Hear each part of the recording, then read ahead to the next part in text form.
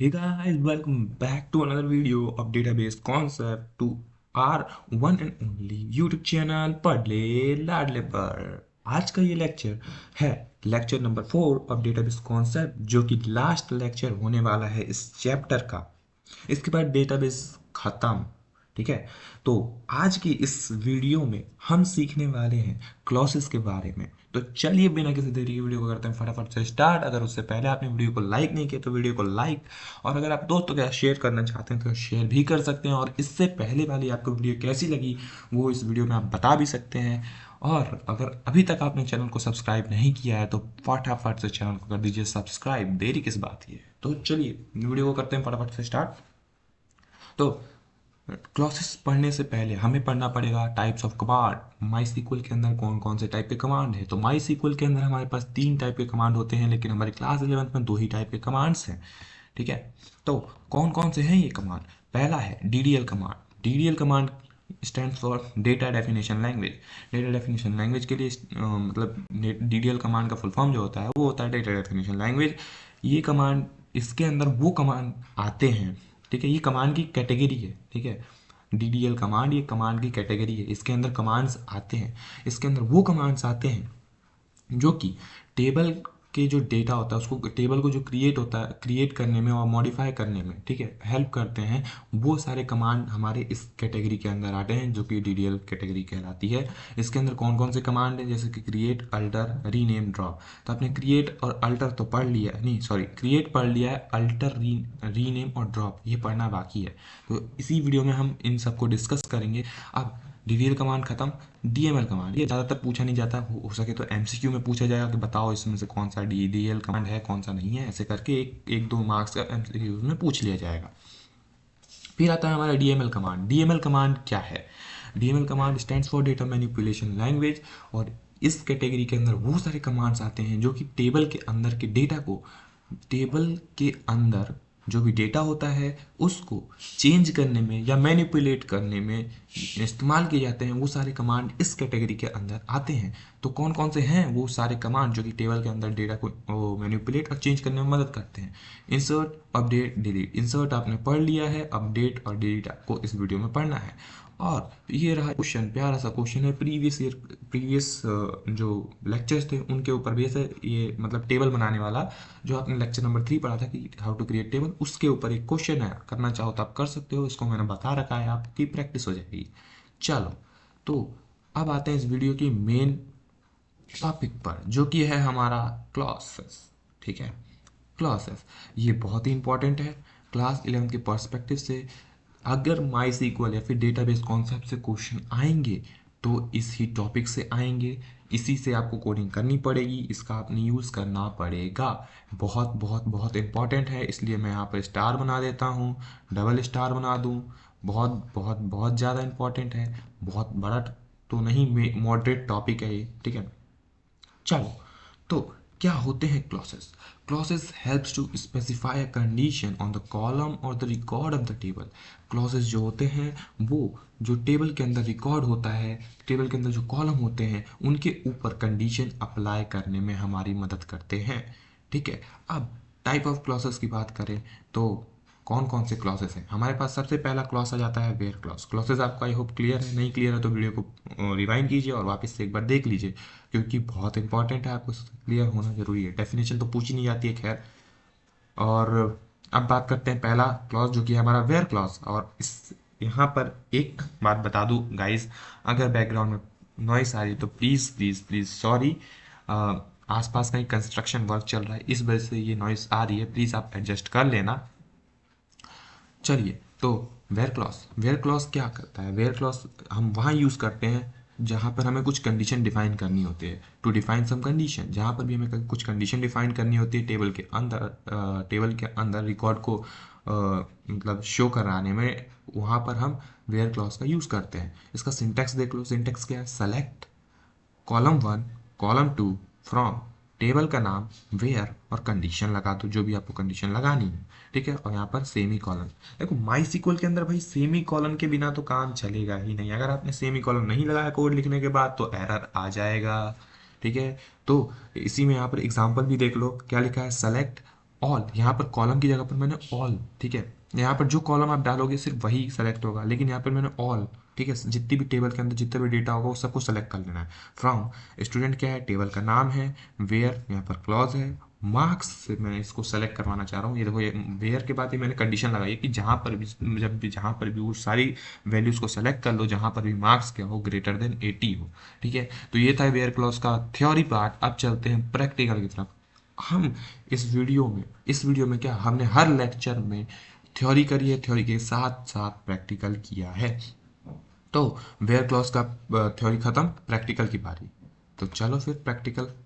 अब यहाँ पर मैंने अपना माई सीक्वल ओपन कर लिया है। अब इसमें मैं पासवर्ड वगैरह डाल के टेबल वेबल डेटाबेस सब सेलेक्ट कर लेता हूँ, उसके बाद मिलते हैं। ऑलराइट गाइस, देखो यहाँ पर मैंने टेबल पूरी सेलेक्ट कर ली है, जो कि हमारी स्टूडेंट नाम की हमने टेबल बना रखी थी, वो मैंने पूरी सेलेक्ट कर ली है। अब देखो, हमने क्या करना था, वेयर क्लॉज का इस्तेमाल प्रैक्टिकल करके देखना था। तो यहाँ पर देखो, मैंने सबसे पहले क्या किया, सेलेक्ट ऑल फ्रॉम स्टूडेंट, पूरी स्टूडेंट के अंदर जितनी भी जो भी डेटा था वो सब सेलेक्ट कर लिया है मैंने। यहाँ पर आपके सामने टेबल दिख रही है। अब यहाँ पर हम करेंगे सेलेक्ट, वेयर क्लॉज का यूज़ करेंगे। मैंने यहाँ पर लिखा है सेलेक्ट ऑल फ्रॉम स्टूडेंट। अब वेयर मार्क्स, अब देखो वहाँ पर हम मैंने लिखा था मार्क्स ग्रेटर देन 80, लेकिन यहाँ पर मैंने कहीं भी मार्क्स 80 लिखा हुआ है नहीं। तो यहाँ पर मैं क्या लिख देता हूँ, 450, हाँ 450 सेलेक्ट कर लेते हैं। ये मार्क्स ग्रेटर देन 450, 450 से ग्रेटर मार्क्स के जितने भी स्टूडेंट होंगे जिनके 450 से ज़्यादा मार्क्स आए हैं, उन सारे स्टूडेंट का डेटा हमें सेलेक्ट करके दिखा दो, ठीक है। और ये एंटर। तो हमारे पास 3 बच्चे हैं जिनके 450 से ज़्यादा मार्क्स हैं, तो उनकी यहाँ पर डेटा आपको दिख रहा है, यहाँ पर शो हो रहा है, ठीक है। अब वो ये तो ऑल वाला है। अब मैं कॉलम वाला इस्तेमाल करके दिखा देता हूँ। अब मैं कॉलम वाला जब इस्तेमाल करूँगा तो उसमें क्या होगा कि वो पर्टिकुलर स्टूडेंट का जो कॉलम मैं यहाँ पर सेलेक्ट करने को कहूँगा, यहाँ इस ऑल की जगह पर जो कॉलम का नेम मेंशन करूँगा तो सिर्फ वही कॉलम सेलेक्ट होगा, ठीक है। तो यहाँ पर मैंने पूरा वो ऊपर वाला ये वाला कोड वापस कॉपी कर दिया यहाँ पर, ठीक है। वेयर मार्क्स ग्रेटर देन 450, और यहाँ पर क्या सेलेक्ट करना है, ऑल की जगह पर क्या डाल दें हम, स्टूडेंट आईडी, ठीक है। बच्चे की स्टूडेंट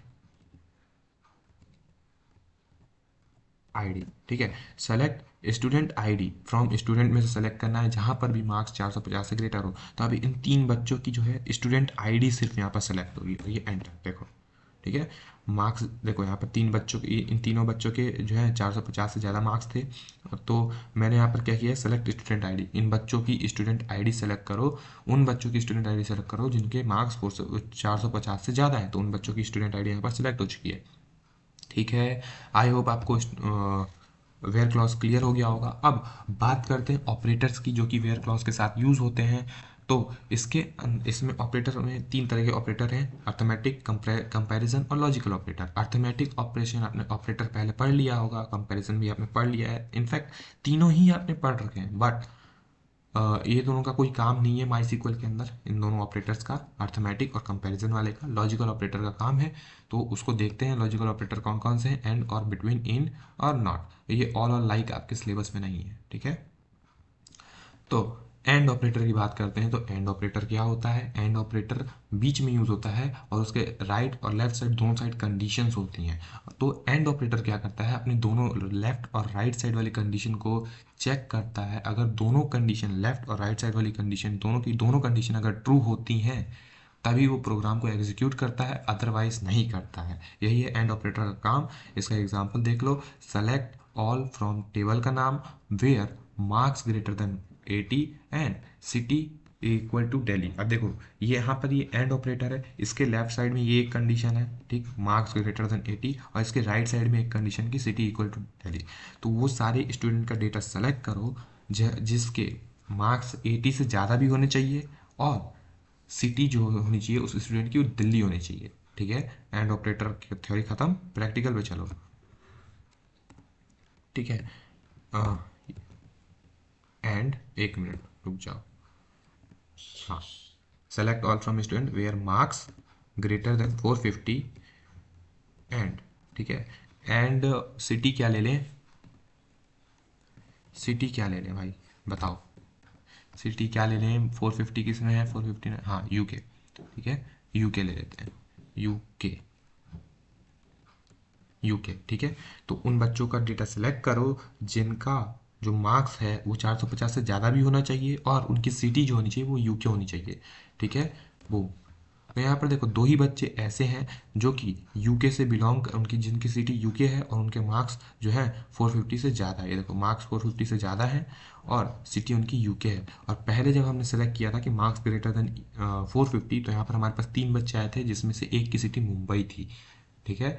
तो यही था एंड ऑपरेटर का काम। अब नेक्स्ट ऑपरेटर पे बात करेंगे जो कि है हमारा और ऑपरेटर। और ऑपरेटर पे बढ़ने से पहले अगर आपने वीडियो को लाइक नहीं किया है तो वीडियो को प्लीज़ फटाफट से लाइक कर दीजिए और चैनल को सब्सक्राइब नहीं किया है तो चैनल को सब्सक्राइब कर दीजिए। और अगर आपको वीडियो का एक्सप्लेनेशन आपको समझ में आ रहा है, मैं अच्छे से समझा पा रहा हूँ आपको, तो प्लीज़ कमेंट में मेंशन कीजिए ताकि मुझे पता चले कि हाँ, मैं मेरा समझाया हुआ आपको समझ में आ रहा है। और अगर नहीं आ रहा है तो भी आप मेंशन कीजिए ताकि मुझे ये भी तो पता चले कि भाई नहीं आ रहा है तो मुझे किसी और वे से आपको समझाने की कोशिश करनी चाहिए। तो वो मेरे लिए बहुत हेल्पफुल होगा, तो आप प्लीज़ कमेंट करिए। अब बात करते हैं और ऑपरेटर की। तो और ऑपरेटर क्या होता है, ये बिल्कुल एंड ऑपरेटर का अपोजिट होता है। जहाँ पर एंड ऑपरेटर अपने लेफ्ट और राइट साइड दोनों ही वैल्यूज़ को चेक करने के बाद ही एग्जीक्यूट होता है, और ऑपरेटर जस्ट इसका अपोजिट है। और ऑपरेटर क्या करता है, दोनों में से लेफ्ट और राइट साइड वाली कंडीशन में से दोनों में से कोई एक कंडीशन भी अगर ट्रू है तो वो प्रोग्राम को एग्जीक्यूट कर देगा, ठीक है। लेफ्ट और राइट साइड वाली में से दोनों में से कोई एक भी ट्रू है, एक गलत है और एक मतलब एक कंडीशन फॉल्स है, एक कंडीशन ट्रू है, तो प्रोग्राम को एग्जीक्यूट कर देगा, ठीक है। If any one condition is true then it will execute. जैसे सेलेक्ट ऑल फ्रॉम टेबल का नाम, वेयर मार्क्स ग्रेटर देन 90 और city is equal to Goa. ये सिंटेक्स प्लस एग्जाम्पल है इसका, ठीक है। जितने भी मैंने एग्जाम्पल लिखे ना, ये सिंटेक्स प्लस एग्जाम्पल है, ठीक है। तो ये रहा सिंटेक्स इसका प्लस एग्जाम्पल है। अब यहाँ पर देखो और ऑपरेटर एंड की जैसे पूरा एंड का सिंटेक्स सेम है यहाँ पर, बस यहाँ पर एंड की जगह पर और इस्तेमाल किया है। अब यहाँ पर उन बच्चों का डेटा सेलेक्ट हो जाएगा जिनका मार्क्स ग्रेटर देन 890 होगा और या फिर सिटी गोवा होगी, ठीक है। अगर दोनों ही कंडीशन ट्रू है तो वो भी सिलेक्ट हो जाएगा, दोनों में से कोई एक कंडीशन भी ट्रू है वो भी सिलेक्ट हो जाएगा, ठीक है। तो प्रैक्टिकल चले, चलो फिर प्रैक्टिकल करते हैं। स्पेस दे दो पहले तो, बूम, ठीक है। अब इस एंड की जगह पर हम क्या करेंगे, और का इस्तेमाल करेंगे। और यहाँ पर सिटी यूके की जगह क्या कर देते हैं, कुछ और करते हैं, क्या करते हैं, मुंबई कर देते हैं, मुंबई, ठीक है। और इस 450 की जगह पर भी कुछ करते हैं, क्या करें, 450 की जगह पर 400 कर देते हैं ना, 400, ठीक है। और ये एंटर, ठीक है। तो देखो अब यहाँ पर बच्चों का यार ध्यान से डेटा देखो, यहाँ पर 499, ठीक है, 400 से ज़्यादा है, ठीक है। सिटी यूके है, लेकिन हमने यहाँ पर सिटी क्या की थी, मुंबई होनी चाहिए थी, लेकिन और ऑपरेटर यूज़ किया है, इसलिए दोनों में से कौन सी कोई एक कंडीशन ट्रू हो रही है, ये मार्क्स ग्रेटर देन 400 वाली कंडीशन ट्रू हो रही है, लेकिन ये वाली कंडीशन ट्रू नहीं हो रही है। तो मैंने क्या कहा था कि और ऑपरेटर अगर दोनों में से कोई एक कंडीशन भी ट्रू हो रही होगी तो प्रोग्राम को एग्जीक्यूट कर देगा, उस बच्चे का डेटा हमें देगा, टेबल के अंदर इंक्लूड करेगा वो, ठीक है। अब सेकंड वाले बच्चे का देखो 400 से मार्क्स ज़्यादा है लेकिन सिटी क्या है, रुद्रपुर, लेकिन हमने यहाँ क्या मेंशन किया है, मुंबई, ठीक है। तो दोनों में से एक कंडीशन मार्क्स वाली कंडीशन ट्रू हो रही है। इसी तरीके से यहाँ पे 450, अब देखो यहाँ पर 450, हमने 400 से ज़्यादा, तो यहाँ पर 450 ज़्यादा है, ऑफकोर्स सी बात है। सिटी देखो फिर से रुद्रपुर, फिर यहाँ पर 477, 435, वो ये भी ठीक है, ये भी ठीक है। हाँ देखो ये 300, यहाँ पर देखो मार्क्स क्या है 300, अब 400 से क्या हमारे मेंशन कंडीशन से कम है, यहाँ पर मार्क्स क्या है 300, लेकिन सिटी क्या है, मुंबई। तो इस वाले केस में ये city is equal to Mumbai है, इसलिए इस बच्चे का डेटा भी इस टेबल में इंक्लूड हो गया है। आई होप आपको और ऑपरेटर भी क्लियर हो गया होगा, ठीक। अब बात करते हैं थर्ड ऑपरेटर की, जो कि है हमारा बिटवीन ऑपरेटर। ये बड़ा मस्त ऑपरेटर है यार। ये क्या करता है ना, जो आप ये गिवन रेंज की डेटा को सेलेक्ट करने में मदद करता है। आपने कह दिया कि भाई यहाँ से यहाँ तक, मतलब यहाँ से लेकर के यहाँ तक के बच्चों का डेटा मुझे सेलेक्ट करके दे, ठीक है। तो वो वहाँ उस केस में हम क्या करते हैं, बिटवीन ऑपरेटर का यूज़ करते हैं। जैसे कि अगर मैं चाह रहा हूँ कि 80 से लेकर के 90, 80 से लेकर के 90, ठीक है, मार्क्स जिसके जिन जिन बच्चों के हैं इसके बीच में देखो 80 से लेकर के 90, ठीक है, मार्क्स 80 क्या है, मिनिमम मार्क्स है, 90 मैक्सिमम मार्क्स है। अब इसके बीच में जितने भी मार्क्स वाले बच्चे हैं उस सब का डेटा मेरे को सेलेक्ट करके दो, तो उस केस में हम बिटवीन ऑपरेटर का यूज़ करते हैं। तो सिंटैक्स देख लो, सिंटैक्स बस एग्जांपल है ये। Select all from student where marks, यहाँ पर जरूरी नहीं कि आप मार्क्स ही लगाओ, कोई और भी आप अगर कुछ करना चाहो, कोई और किसी और के बेस पे सेलेक्ट करना चाहो तो आप सेलेक्ट कर सकते हो, ठीक है। तो क्योंकि मैंने यहाँ पे स्टूडेंट नाम की टेबल बनाई है, उसमें स्टूडेंट का डेटा है, रिकॉर्ड है, तो मैं मार्क्स से ही सेलेक्ट कर रहा हूँ, ठीक है। तो मार्क्स बिटवीन 80 एंड 90, ठीक है। और ये 80 और 90 क्या है, ये इंक्लूसिव वैल्यू है। ये भी अगर 80 मार्क्स या 90 मार्क्स भी किसी के बच्चे बच्चे के हैं, किसी बच्चे के हैं, तो वो भी क्या हो जाएगी, इंक्लूड हो जाएगा डेटा टेबल के अंदर, ठीक है। उसका भी जो रिकॉर्ड होगा वो टेबल के अंदर मेंशन किया जाएगा, ठीक। चलो प्रैक्टिकल पे चले। Where select all from student where marks, 1 minute, where marks between हम ले लेते हैं 450 एंड 500। अब देखो यहाँ पर जब भी आप बिटवीन ऑपरेटर का यूज़ करोगे तो उसके साथ एंड ऑपरेटर यूज़ होगा। जब भी आप बिटवीन ऑपरेटर का यूज़ करोगे उसके साथ ऑटोमेटिकली एंड ऑपरेटर यूज़ होगा, ठीक है। 1 2 3 और ये boom. Oh my God, error आ गया। क्यों आया, क्यों आया, 1 मिनट चेक करने दो। You have an error your SQL syntax, check the manual corresponding to the life the word where. Oh, कहीं तो ओह यहाँ पर देखो दो दो बार वेयर लिख दिया है, इस वजह से एरर आ गया है, ठीक है। जरा इसे वो कर लेते हैं, सही कर लेते हैं। तो दो दो बार वेयर लिख दिया ना, ठीक है। वेयर, देखो बूम, ठीक है। सिंटेक्स वही था जो मैंने वहाँ लिखा हुआ था, बस यहाँ पर दो बार वेयर वेयर लिख दिया था मैंने, इस वजह से एरर आ गया था, ठीक है। अब देखो यहाँ पर मार्क्स 450 और 500 के बीच में जिन भी बच्चों के मार्क्स हैं उनका जो डेटा है वो मुझे शो करके दे। तो यहाँ पर मुझे शो करके दे रहा है, ठीक है। 499 450 490 480, ठीक है। बिटवीन ऑपरेटर ख़त्म। चलो अब नेक्स्ट ऑपरेटर है, और ये है इन ऑपरेटर, ठीक है। ये क्या करता है, किसी वैल्यू को मैच करता है, ठीक है। किसी वैल्यू को मैच करने के काम करता है इन operator.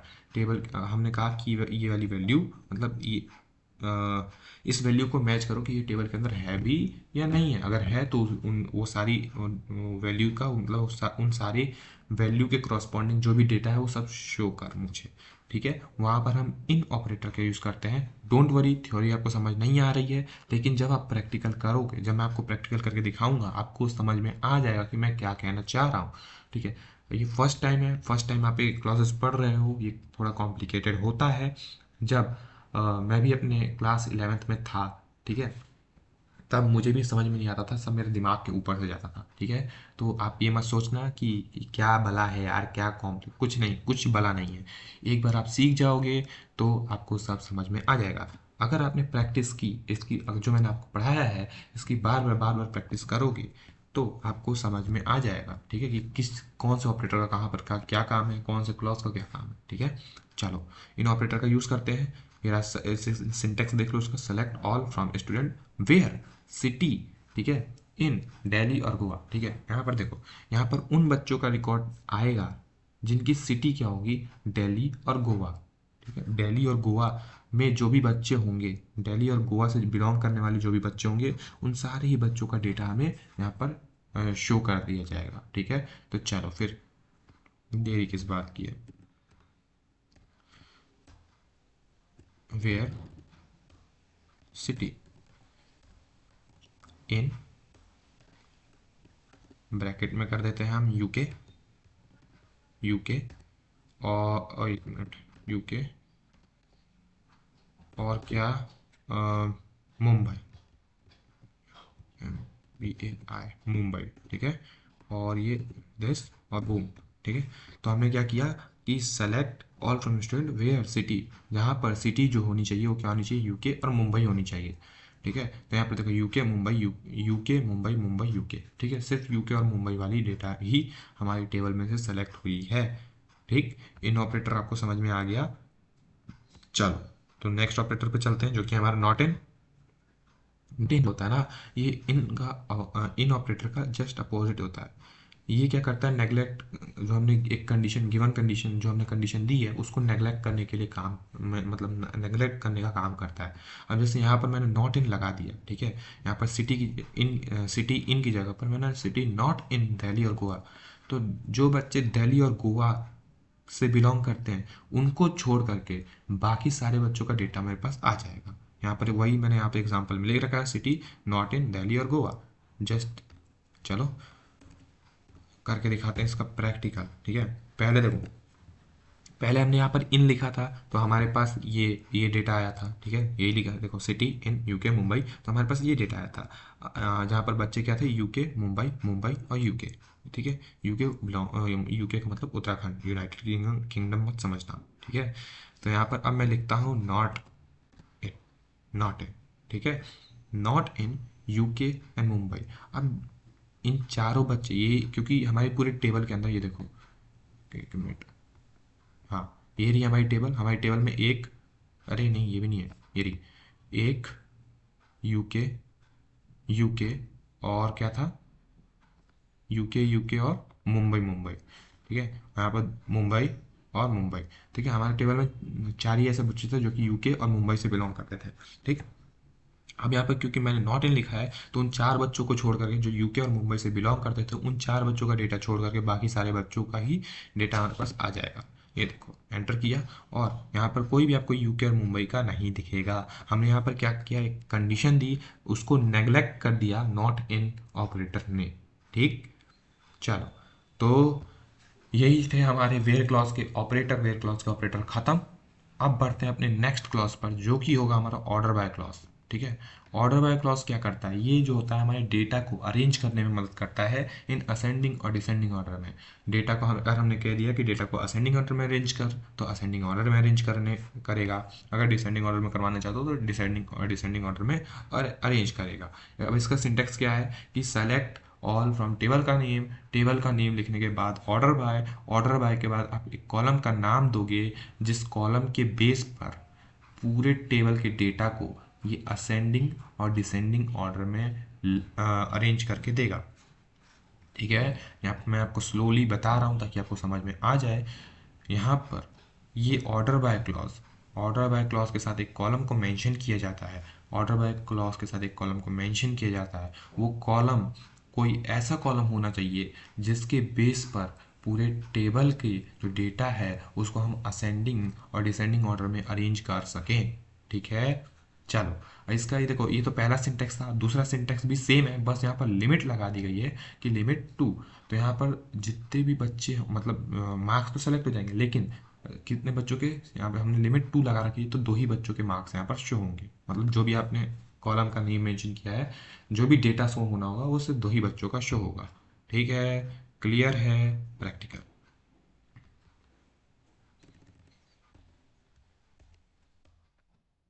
Where select all from student, ठीक, all from student, order by, order bye.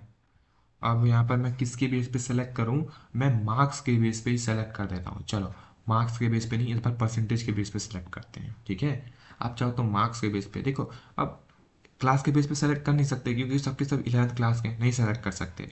Section के बेस पे क्या सेलेक्ट करोगे, सेक्शन उसे क्या पता भाई कौन सा असेंडिंग है कौन सा डिसेंडिंग, वो तो स्ट्रिंग वैल्यू है ना।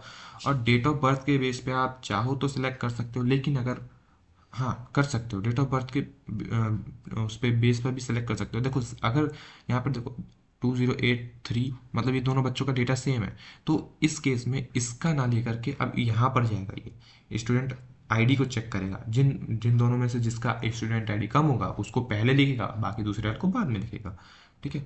तो हम डीओबी के बेस पे सेलेक्ट कर दें, मतलब अरेंज कर दें डेटा को। चलो फिर पहले डीओबी के बेस पे करते हैं select order by D O B, D O B, और असेंडिंग ऑर्डर में अरेंज करना है, एंटर। देखो सेलेक्ट कर, उसने क्या कर दिया, जितने भी मतलब जो टेबल का जो डेटा था उसको असेंडिंग ऑर्डर में उसने सेलेक्ट कर दिया। देखो 2005, 2005, 2006, 2006, 2006, 6 6 6 6 7 7 7 8 8, ठीक है। अब यहाँ पर देखो 8 12 1, अब क्योंकि ये मंथ मंथ का गैप है ना, देखो 8 है और एक 12 है, ठीक। तो पूरा मतलब इस के बेस पर उसने टेबल का जो डेटा है उसको असेंडिंग ऑर्डर में अरेंज कर दिया गया है। अब डेट ऑफ बर्थ के बेस पर सेलेक्ट करना थोड़ा काफ़ी कॉम्प्लिकेटेड है, तो हम क्या करेंगे, परसेंटेज के बेस पर सेलेक्ट कर लेते हैं, ठीक है। यहाँ पर परसेंटेज के बेस पे सेलेक्ट करते हैं, बूम। तो यहाँ पर देखो परसेंटेज 60 70 70 76 87 89 89 90 96 98 99 सब असेंडिंग ऑर्डर में अरेंज हो चुके हैं, ठीक है। अब यहाँ पर जो मैंने फिर से आपको बताया था पहले भी, अब फिर से बता रहा हूँ, यहाँ पर देखो दोनों बच्चों का 70% है, तो इस केस में वो कहाँ जाएगा, इधर जाएगा। यहाँ पर जिन बच्चों का, ठीक है, जिन बच्चों का जो भी डेटा मतलब कहीं से अगर जिस जहाँ पर भी डेटा में डिफरेंस होगा, कोई ना कोई एक कॉलम तो होगा जहाँ पर डेटा में डिफरेंस होगा, या तो स्टूडेंट आईडी हो जाएगी या रोल नंबर हो जाएगा, ठीक है। तो वहाँ पर जाएगा और वहाँ पर से जो भी लीस्ट वैल्यू होगा उसको पहले लिखेगा, क्योंकि हम असेंडिंग ऑर्डर में अरेंज कर रहे हैं। अगर डिसेंडिंग में कर रहे होते तो जो मैक्स वैल्यू होती उसको पहले लिखता, ठीक है। चलो अब बढ़ते हैं। अच्छा लिमिट वाला भी करके दिखा दूं, चलो फिर। अभी देखो हमने यहाँ पर इतना लिखा असेंडिंग कॉलम में, तो सारे स्टूडेंट का डेटा शो हो। अब अगर यहाँ पर लिमिट लगा दूं मैं, लिमिट 5, तो सिर्फ 5 ही बच्चों का डेटा शो होगा, 1 2 3 4 5, सिर्फ 5 ही बच्चों का डेटा यहाँ पर शो होगा, ठीक है। अब नेक्स्ट टॉपिक क्या है हमारा, नेक्स्ट टॉपिक है एग्रीगेट फंक्शन। ये भी इंपॉर्टेंट है। क्लॉसेस से थोड़ा सा मतलब अभी क्लॉसेस ख़त्म नहीं हुए, अभी क्लॉज है एक और एक एक हाँ शायद क्लॉज है, एक मिनट देख लेते हैं, क्लॉज है क्या, नहीं, अब क्लॉज ख़त्म, क्लॉसेस ख़त्म है, अभी एग्रीगेट फंक्शन है। एग्रीगेट फंक्शन क्या होते हैं, एग्रीगेट फंक्शन जो होता है ना, वो टेबल की मतलब सेट ऑफ वैल्यूज़ पर, टेबल के अंदर जो सेट ऑफ वैल्यूज़ होते हैं बहुत सारी वैल्यूज़ पर कैलकुलेशन को परफॉर्म करते हैं और हमें एक सिंगल एंटिटी में रिजल्ट देते हैं, ठीक है। सिंगल वैल्यू में हमें रिजल्ट एज अ आउटपुट देते हैं, ठीक है। जैसे हमने बहुत सारी वैल्यूज़ को दे दिया उसको, ठीक है, ले भाई ये सारी वैल्यूज़, ठीक है। अब उस पर वो क्या करेगा, अपनी कैलकुलेशन परफॉर्म करेगा, जो भी हमने उसको कहा होगा कि ये कैलकुलेशन परफॉर्म कर, वो कैलकुलेशन परफॉर्म करेगा, उसके बाद हमें एक सिंगल वैल्यू में आंसर दे देगा, ठीक है। अब एग्रीगेट फंक्शन कितने टाइप के हैं, 5 टाइप के हैं, छोटे छोटे से हैं। काउंट, एक क्या करता है, टेबल के अंदर के डेटा को काउंट करने में मदद करता है, ठीक है। फिर दूसरा है हमारा मैक्स, तो ये टेबल के अंदर जो भी मैक्सिमम वैल्यू होती है उसको जो है काउंट करता है। मिनिम मिन है, सॉरी, मिन क्या करता है, मिनिमम वैल्यू को कैलकुलेट करता है। सम करने में मदद करता है। एवरेज नंबर फाइंड करने में मदद करता है। सिंटैक्स देख लो इसका क्या है कि सेलेक्ट, यहाँ पर मैक्स और यहाँ पर कॉलम का नेम मेंशन करना होता है, ठीक है, कि मार्क्स में से मैक्सिमम मार्क्स को सिलेक्ट करो, किसमें से, फ्रॉम, और स्टूडेंट ये क्या है, टेबल का नाम है, ठीक है। तो चलो प्रैक्टिकल करें जरा। सेलेक्ट सेलेक्ट मैक्स, ठीक है, मैक्स। और अगर हाँ देखो यहाँ पर अगर आपने स्पेस दे दिया तो एरर आएगा ही आएगा, दिखाऊं करके, देखो यहाँ पर मैं मार्क्स लिख देता हूँ, मार्क्स, ठीक है, मार्क्स फ्रॉम स्टूडेंट, ठीक है। अब यहाँ पर देखो, यहाँ पर मैंने क्या किया है, यहाँ पर एक स्पेस दे रखा है, तो अगर आपने यहाँ पर स्पेस दिया तो एरर आएगा, ये देखो एंटर किया तो एरर आ गया, ठीक है। तो यहाँ पर आपको स्पेस नहीं देना है, ठीक है, यहाँ पर स्पेस आपको नहीं देना पर एंटर। तो यहाँ पर देखो मैक्सिमम मार्क्स क्या आ गया हमारे पास, 499, इस टेबल के अंदर जो था वो मैक्सिमम मार्क्स था, ठीक है। तो वो हमारे पास सेलेक्ट होके आ चुका है, ठीक है। और काउंट ऑपरेटर का यूज़ करके दिखा दूँ, तो काउंट 20 काउंट और मार्क्स, तो यहाँ पर 11, तो हमारे पास जो है टोटल 11 बच्चे हैं, तो 11 बच्चों के 11 मार्क्स होंगे। तो उसने काउंट करके बता दिया कि टोटल जो मार्क्स हैं उस टेबल के अंदर 11 मार्क्स हैं, ठीक। अब एवरेज नंबर की बात करें तो वही सेम प्रोसेस करेंगे, एवरेज AVG, ठीक है, एवरेज के लिए AVG लगाते हैं, एवरेज मार्क्स कैलकुलेट करना है वो, तो 421.2727 ये है एवरेज मार्क्स, ठीक। तो एग्रीगेट फंक्शन आई होप आपको क्लियर हो गया होगा। ठीक है, अब यहाँ पर एक क्वेरी है कि write a query to sum of all marks in table. बिल्कुल यही सिंटेक्स का यूज़ करना है आपको, ये मतलब सॉल्व कर देना है। ठीक है, कमेंट में इसका आंसर लिख देना अगर आपको आता है तो, वन आप कमेंट कर देना कि नहीं आया, मैं आपको इसके लिए सेपरेट सी एक शॉर्ट बना दूंगा। ठीक है, अब बात करते हैं टेबल रिलेटेड क्वेरीज की। टेबल रिलेटेड क्वेरीज क्या है भाई?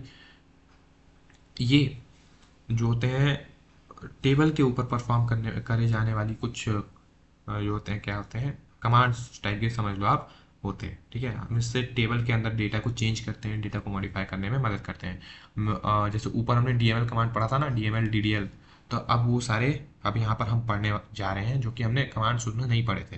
तो पहला आता है हमारा अपडेट। तो ये क्या करता है, अगर जो टेबल के अंदर हमारी एग्जिस्टेड रो है उसके अंदर अगर हमने कोई चेंज करवाना है, गलती से हमने कोई गलत वैल्यू डाल दिया है, तो उसको हमने अपडेट करना है, न्यू वैल्यू डालनी है, तो वहाँ पर हम अपडेट का इस्तेमाल करते हैं। सिंटेक्स देख लो जरा, अपडेट, फिर टेबल का नाम, फिर सेट। ये सेट वो वाला सेट नहीं है, ये सेट करने वाला सेट है कि सेट कर भाई कॉलम वन। कॉलम वन में यहाँ पर कॉलम का नाम मेंशन करना है, इज इक्वल टू वहाँ पर न्यू वैल्यू आपको पेस्ट करनी है, वेयर, और यहाँ पर आपको एक कंडीशन दे देनी है, और फिर सेमी कॉलन लगा के टर्मिनेट कर देना है। ठीक है, अब थ्योरी तो हो गई। थ्योरी आई होप मुझे पता है, आई होप क्या यार, मुझे पता है आपको समझ में आया नहीं होगा क्या चीज़ है ये। प्रैक्टिकल कराऊँ, समझ में आ जाएगा।